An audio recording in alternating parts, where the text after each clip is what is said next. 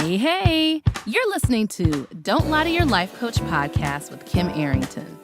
I'm Kim Arrington. I'm a life coach, a weight loss coach, an author, and a badass passionate about helping you connect back to your most authentic self. Join me here each week so I can coach you on how to think all those juicy thoughts that get you feeling your absolute best and taking some big ass action. Coaching has changed my life, and it can change your life too. I'm here to give you real life solutions to create a life you'll love. Because the truth is, boo, you ain't just got problems, you got options.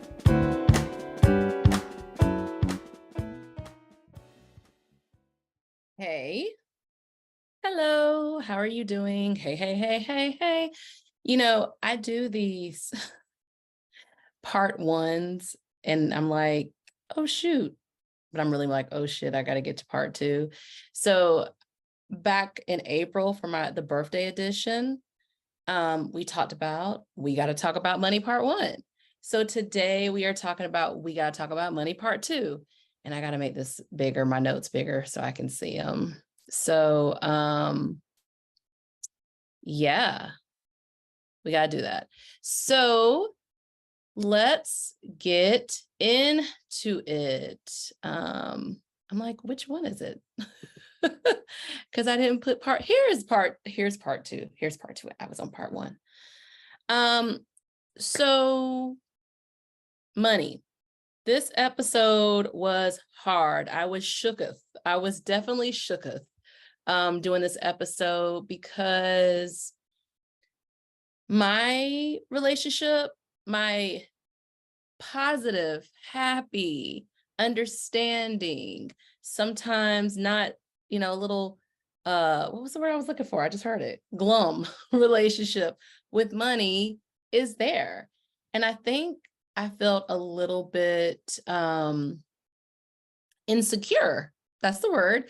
Insecure about talking about money with you all because it's such an emotional topic, but that's what I'm here for as a life coach, to talk about emotional things. And I'm going to be honest, as I've gone deeper in this weight loss journey, I see the connection between money, love, and weight loss. There is a connection between that. So pondereth on that. We will talk about it on another episode, okay? But let's talk about money. I felt like this go around in 2023, I was learning about money for the first time. In the episode, we got to talk about money, part one, you'll learn that I felt a lot of guilt about money. And so this time in 2023, I was learning about money, but I was letting the guilt go. I was letting that go. So, that was a big thing for me. And I'm sure there's some of you all out there like me who grew up with enough money who are letting the guilt go, right? And then in your young adulthood, in your adulthood, you did some things to sabotage money because you felt maybe uncomfortable. I feel like this is like the middle class malady, which is the middle class money malady, which is I had enough. I see these people who didn't. I feel bad about that. So I create situations where I don't have as much as I could because I feel guilt. Remember, guilt is something I did wrong. It's wrong for me to have these things. It was wrong for me back in the time I had these days. And shame, I am wrong. I am wrong because of money. And we're going to get out of that. We got to get out of that. So my goal is a B.S.I.E, which is, I want to change the letters, but B.S.I.E, budget, save, invest, enjoy. That is not in any certain order, but I want enough money. And I want you to think through this, enough money to be able to budget, to have a budget that you actually love. Like I hear people all the time, I hate paying my bills. I want to get to the point where I don't want to hate paying my bills because these lights are doing service for me. That water bill is doing service for me. Even the more frivolous things like that, that Spectrum cable bill is doing things for me. Okay. That cell phone bill is doing things for me. So budget, save. So a lot of people say 30%. I'm way more conservative than that. I think the savings should be bigger if you're able to do that, which means that some of us have to look at how much money we're bringing in. That's not this episode. I do want to talk at some point with you about, we got to talk about money, episode 3, part 3, where what to do when you want to bring in more money, right? Because I do coach people on that. And then also the enjoy. Hopefully y'all can't hear my AC. I usually turn it off and I forgot. So my AC actually feels assaultive in summer. I have to keep it on 74 when I'm in the house because I am cold. Okay. So one of the things I want to tell you about, I was using the word overspending, but Becky Blackburn in the Haas Lady podcast, I will link her. Becky Blackburn got me into thinking about overbuying because overspending had a lot of stuff on it, but overbuying was kind of like a new word, and it allowed me to think about not just buying. For some reason, for me, that gave me agency. It made me feel like I had power to not buy extra. And I'll give you an example. So I'm going to be going to Martha's Vineyard. By the time this comes out, I'll have been to Martha's Vineyard and had a great time. And I have a pair of sunglasses that I love. And I was like, I would like to get another pair of sunglasses. Y'all, I am the sunglasses cop. I have to have sunglasses when I'm outside. Like, it's my thing. If I don't have sunglasses, I'm not happy. So I was like, I'm going to bring 2 pairs. So I have one I've had for a while, and I'm going to either buy the same pair or get another pair. They're from Target. Okay. A New Day sunglasses. All right. So, anyway, my natural instinct was with Target, to get it for free, you got to spend $35. So my natural instinct was like, why don't I get 2 pairs and then add something else? So I'll get to $35. But that's overbuying. First of all, I don't need anything right now. And secondly, I would rather just make a trip when I'm on that side of town and purchase 1 pair. The glasses I think are $15.99. And not try to overbuy so they could come to my house. Yeah, Target, I got your little trick right there. I ain't falling for it. So I'm going to get 1 more pair of sunglasses because I've had these sunglasses before. I've had 3 pairs. One of them died. One of them broke. I had another pair. So if this one breaks, I want to have the other pair and I want to take them with me to Martha's Vineyard, right? So that was an example of overbuying, trying to get another discount, save $5.99 on shipping, but spend, $20 extra. You see what I'm saying? So overbuying can be sneaky, but here's the thing. I can't express to you the calm, the peace that I felt from not spending constantly. And honestly, spending means what I just did. It seems really safe and easy, not a big deal. But think about doing that 10 times in a month and you've spent $150 extra. And it's not just like money with something like that, but getting ready. Do I really? I see these women on Instagram, God bless them. I'm not getting a hairdo, a facial, $180 nails before I go on vacation. I'm gonna dye my hair. I will get my toes done and I will probably get a manicure. for my fingers and just paint them clear when that is gone. And that's all, folks. I'll do my own facial, okay? So overbuying can have multiple categories. We can overbuy for our kids. If you're always buying a toy for your kids when they're at the, the supermarket with you, or, one of those big box stores, or feeling like you have to always go through the drive-through, right? So I'm going to talk about some of that, especially with food later. So I've been peaceful. Was I peaceful at first? No. And I got a quote for you. I was like, what's a quote I can use? James Clear says this perfectly, right? So major life change, moving to a new city, starting a new job, ending a relationship, getting married, having kids, stopping over, buying, going on a new weight loss journey will often make life harder for the first 100 days before improving. This is not always true, but it's a nice reminder that experiencing early struggle doesn't mean it was a bad choice. That is a big one. Like when you make a change, it might suck some from the beginning. In the beginning, and to be honest with you, I can't even remember that because I started this in February and I actually started it with saying, I'm not buying any clothes, no extraneous hair accessories, no shoes, no earrings, nothing. The only thing I allowed myself was bras. I'm going to get some new bras, but I'm going to wait until Soma has them for $3 for $99. Okay. I'm not going to buy them full price. Some hiking shoes. I'm going to wait until DSW. I have a brand that I like. They're going to be on sale. They got to be at least 25% off for me to purchase.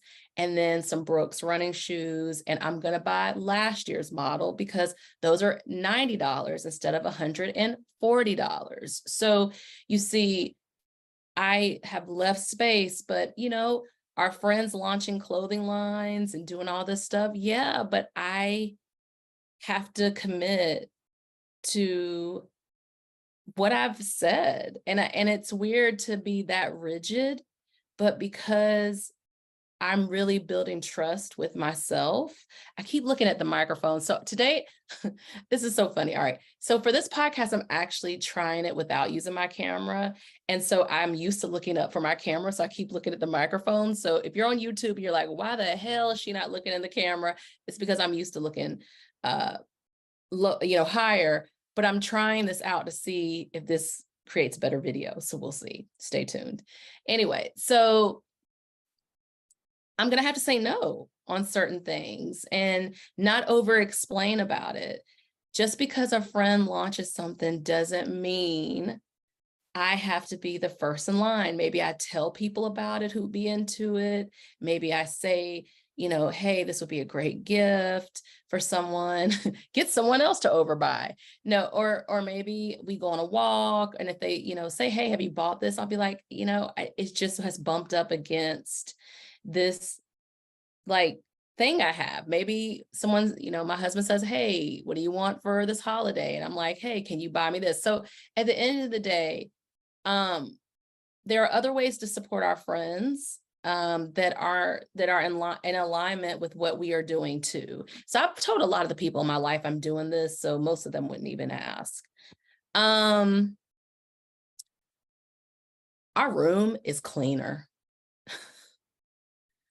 I really think there is a connection between clutter and cleanliness and buying new things. Our room has been cleaner. There has been less stuff to tend. Everything has its place. The house has been cleaner.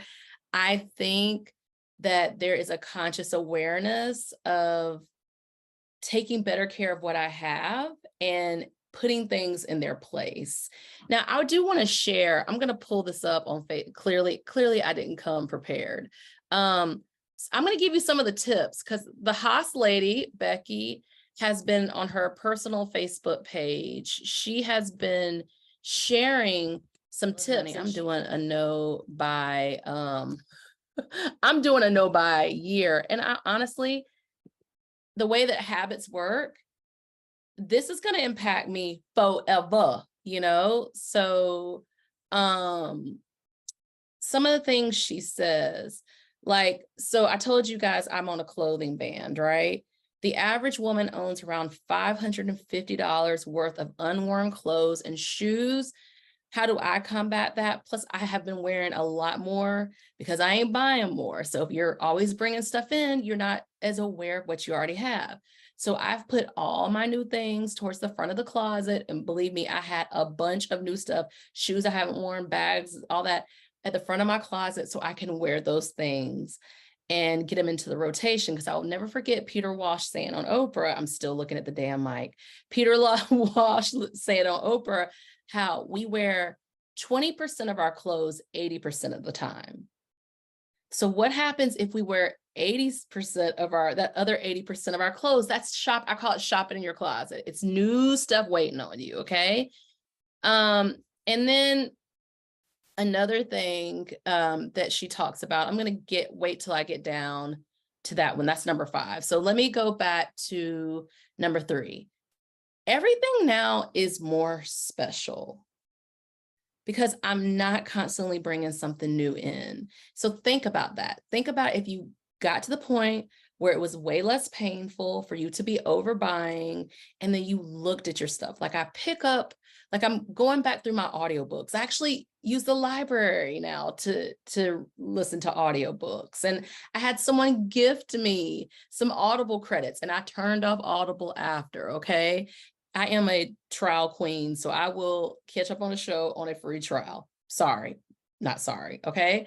But when I go out to eat, because we are cooking a lot more, my stepson is cooking more, my husband's cooking more, I'm kind of the brains behind the operation. I cook enough for, multiple things, or I'll take, for instance, grilled chicken I made and then make it into enchiladas or make it into quesadillas or something, a soup or something like that. So I'm repurposing food, but it's more special. When I go out to eat, it's more special. Like I say no to my friends so much about going out to eat that when we actually do go out to eat, it's more special. So I still am doing it. But like I probably eat out 1 to 2 times a week versus when I used to eat out all of the time. It was like my treat yourself was going out to eat. Okay. So think about this, like it actually becomes more special and it's really nice. Like I'm like, this is really good. Like, but it doesn't make me want to do it more. And that's important. However, number 4 is old habits hang on, but you are stronger. That goes back to those sunglasses. I almost justified myself pushing buy and on those sunglasses. And I was like, no, like I still sometimes experience the old me coming up.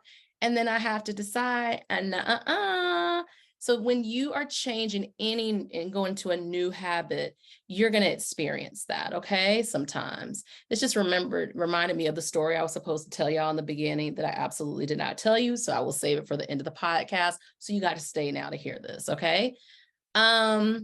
Yes, groceries.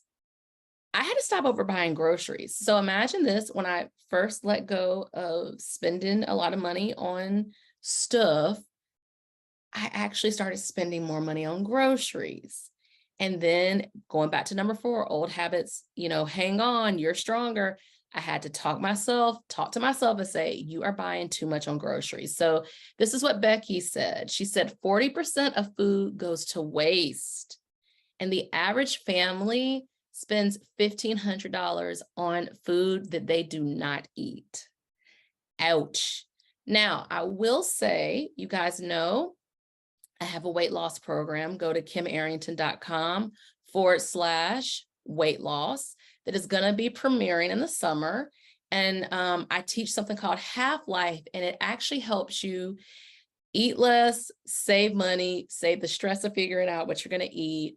So I already was kind of in the frame of like being able to let food stretch, but automatically when I stopped spending on clothes and frivolous shit, I was like, oh, but food is a safe category. Absolutely not safe. I remember going to my mom's 3 years, 4 years, let's just say it's 10 years after I moved out. And I was like, Mom, you're still buying food for a family of 4. Stop it. I had to tell myself, stop it. Now my food has gone down. I also really utilize our deep freezer, frozen vegetables, so things don't go bad. I do buy fresh, but I think about that, okay?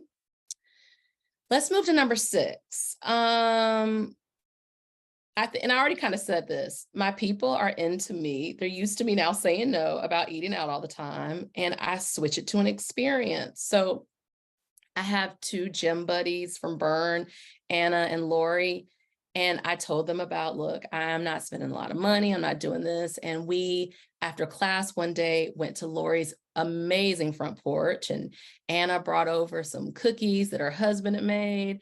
And, Lori had us coffee. And so next time we do porch time, maybe I'll bring the lemonade and, and I don't know, something I've made. So I'm usually more savory than sweet, but I do like a good sweet. Anyway, the point is that hiking dates that are free, art galleries, they're free, outdoor concerts. Like there's a host of free stuff, especially in the summer.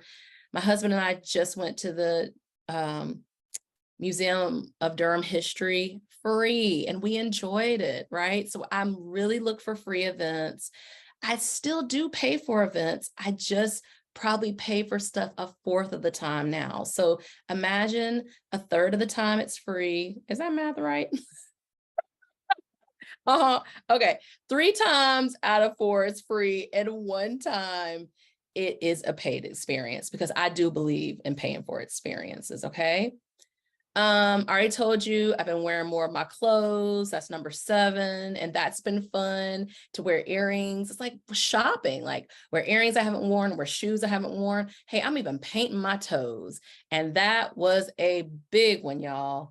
So before I go to Martha's Vineyard, I am going to get a pedicure and a manicure, but I have been painting my toes and my nails in between time.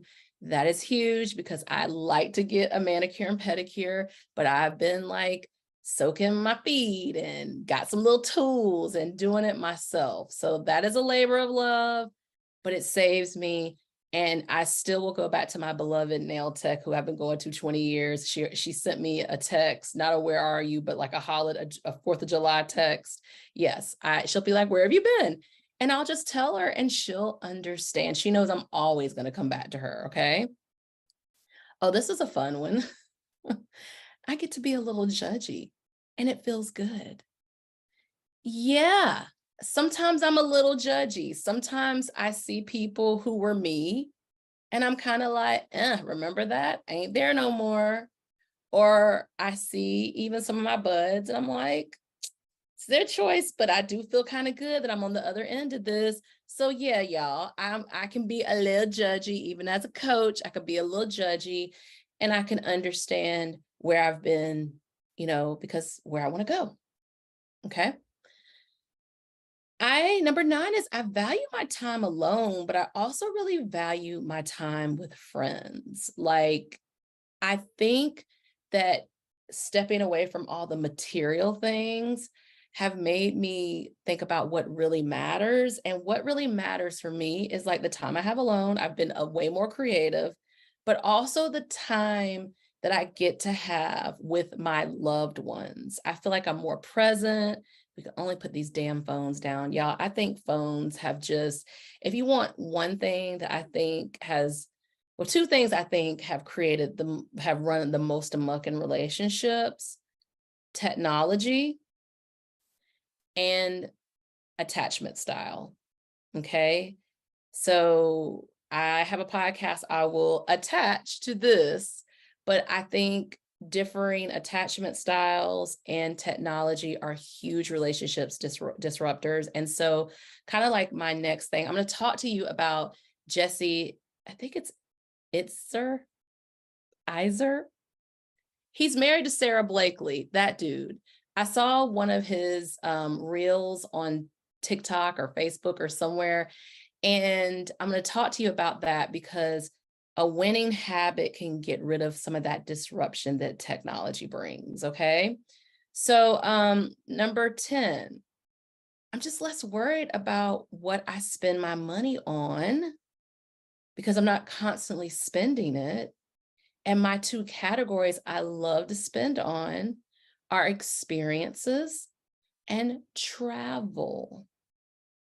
Experiences and travel. So when I go to Martha's Vineyard, I'm still going to be frugal, fabulous, but I'm going to indulge a little more than I would indulge if I was here in Durham.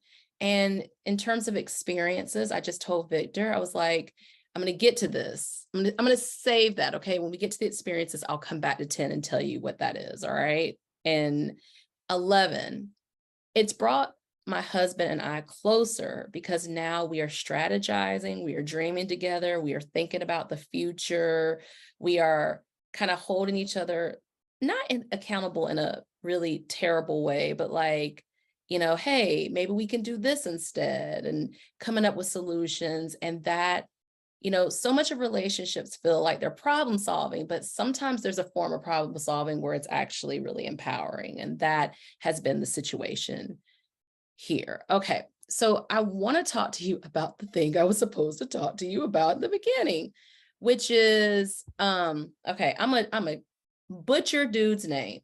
I already told you his name is Jesse Iser. I'm just going to say Iser. I don't know. He's Sarah Blakely's husband, like I said. And it's nice when someone's like, he's such and such his husband. Y'all know who Sarah Blakely is, right? She's the creator of Spanx.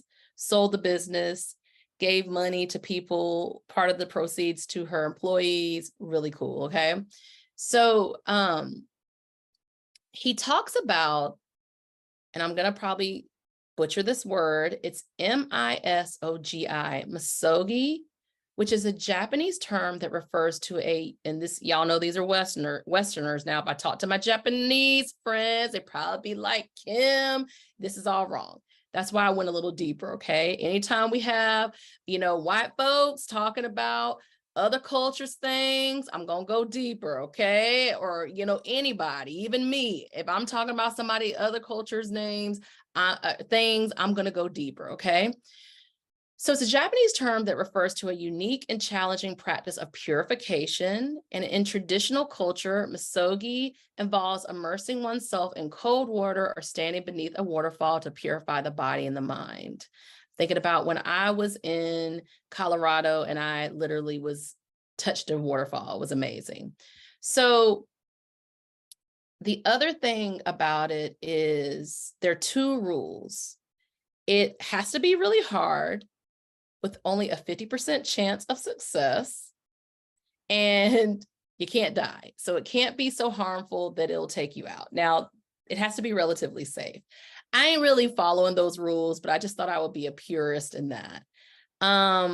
So what Jesse talked about was three things. I don't know if I can link the podcast, not the podcast, the reel, but I'll try. He talks about the things that have changed his life. One of them is this misogi, where he takes a year-long focus on something that he can achieve, and he can say, oh, 2022 was this focus, 2023 was this focus, 2020 was this focus. Okay, so a big year-long goal. And then he talks about Kevin's rule. Kevin's rule is he has a neighbor, he's a blue-collar dude.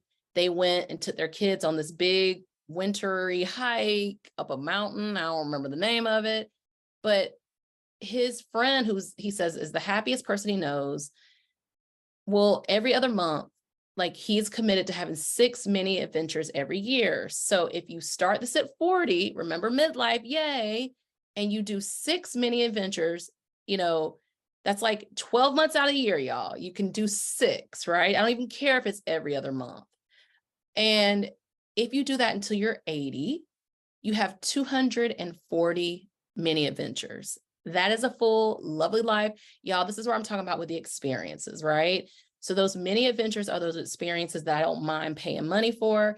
And like my August mini adventure is going to be Martha's Vineyard. And then my October mini adventure, Victor and I are going to take an archery class. And that's exciting. I've always wanted to do archery. And I have an uncle who try to teach me with a bow that was so hard to pull back. What do you call it? Is that a quiver? Am I saying that right? I don't remember. But we're going to take archery. He said that would be really cool. So we're going to do that in October. So 6 mini adventures a year. I am willing to pay, I think the archery is $35 a person. If I'm not spending money frivolously on everything, tons of food or clothes or things I don't really need, extra groceries, $35 to go to archery is not a big deal. Like one of my mini adventures might be doing mini golf. I don't know. I get to decide. That's part of the fun, is deciding what it's going to be. And the last thing he talks about is every quarter having a life enhancing habit. I said life enhancing. I don't remember what he said. So, and I told you like I'm going to come back to that. So a life enhancing habit might be that I one quarter focus on learning Spanish, or one quarter I focus on getting a meditation practice, or one quarter I focus on getting up 10 minutes earlier so I can take a walk outside. So at the end of the year, you could have 4 life enhancing habits. Now, it's a little much to me, but I could definitely say at the end of the quarter, I might have 2 to 3. I might decide to do 2 quarters on the thing so it really sticks. But the point is that you are changing your habits in ways that support you. So this doesn't have to cost. Like, you can go to the library and figure out your mini adventures, y'all. If your library is like ours, it's like 15 mini adventures in the library, okay? Or a book or what have you. So that's kind of how I'm choosing to do things, where I'm being conscious with the way I spend money, or I'm not spending money at all, okay? What I want you to think about when it comes to money is where you've been doesn't have to be where you are or where you go. Like, money can be evolving. When I began working on money, I got my nose in some books. One of those books was, and I recommend this for anyone on the stage of this, is I Will Teach You to Be Rich. I hope I'm getting that right. I will link it in the notes. That's a personal finance book. But what I love about that book too is the author really, and there's a Netflix show too, I will link that as well. What I love about that is the fact that you get to decide what your category of life you want to spend money in. And for me, that is experiences and that is travel. And I've actually always been like that. Okay. The other book that was so helpful to me, and I've talked about this in the first podcast, I believe, was The Psychology of Money. Yes, it's nerdy, but I loved it. And here's one of the main takeaways from The Psychology of Money for me, is that the author wanted, y'all notice how I say the author, because I don't trust my saying their names at all. I've barely got my kids' names. But what I like about the author of The Psychology of Money is he ended up paying off his house, paying off his car. All the experts were like, don't do that. Don't do that. Like, you need to take that interest and you need to whatever. But for him, financial unbreakability was that he always had a house to go to, and he had a car that was going to work conceivably for the next however many years. And that's my dream, is to be able to have things paid off, pay in cash, not have to finance, all those things. If you do those things, it doesn't matter, but you get to decide. I want you to think about right now, like, what's one dream or a couple of dreams you have when it comes to money? What is something that you would like to grab onto when it comes to money? Instead of always being scared about money, what can you do that makes money feel safe, comfortable? Like I told you, when I stopped spending so much, calm. But I'm going to be honest with you, because you don't lie to your life coach, right? I'm going to be honest with you. Just not spending isn't going to get you there. Like, you're gonna have to do the work to not spend, which will be your budget, and not spending can be your save. Invest For me, I'm a slow grow. So it's going to be those index funds through, a mutual fund or through 401k, 403b, you got that Roth IRA.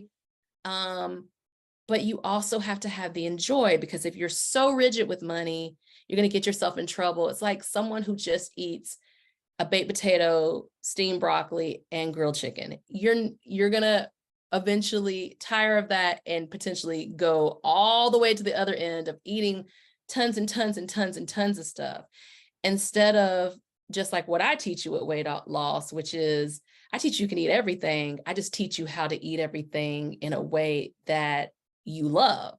Okay. So that's what this money episode, first of all, let me just check in with myself. I felt way less scared. I felt way less like y'all are judging me for trying to talk to you about your money. I'm just telling you, like, there's something I've coined, a phrase I've coined called spicy 3 issues. Spicy 3 issues are like your 3 biggest issues. And what I teach my clients is to identify those, and one by one we solve. Like, we solve one, and then we're almost solving one. We open the can on another one, and then we begin solving that. We kind of revisit the first one to make sure we're in a good place. And then we go to the third one, and then we're looking at all of these. And I'm going to share the story. I ain't asked permission, but last night I dreamed about one of my clients. And I dreamed she studies martial arts. And I dreamed she was sitting at my table, and she, like, I don't know what you call it, the chop they do where they break the board. She chopped my wood. I actually have my wood cutting board and my glass cutting board. She chopped it and broke it perfectly in half. And she reached out to me today, and I was like telling her about the story. We were laughing about it. But she told me that she is down a pretty big amount of weight. And I didn't say this to her because I have a session with her tomorrow where I'm going to be like, well, we've been dealing with your spicy 3 issues. So when you deal with the issues, you don't eat about the issues. So she's really more of a life coaching client. But that's the thing. When you listen to this podcast, if you're not on a weight loss journey, you're going to get something. But if you listen to this podcast and you're on a weight loss journey, I'm going to help you solve for these spicy 3 issues, or these things that really bug you. So then you're less likely to eat about them. And when you're less likely to eat about them, then weight leaves, weight releases, you're more relaxed. And this is exactly what I had to teach myself to lose 65 pounds. I had to learn how to release those things and not eat about what was happening in my life. And we'll be talking a lot about that. It's a huge component of my weight loss program, is teaching you how to kind of look at the issues, identify them, and realizing you don't have to eat about them. Okay. So anyway, yay. Could there be a part 3? There could be. This is the overbuying issue. We're going to stop doing that. All right, y'all. I will see you next week. Love you, mean it. Y'all have a great day.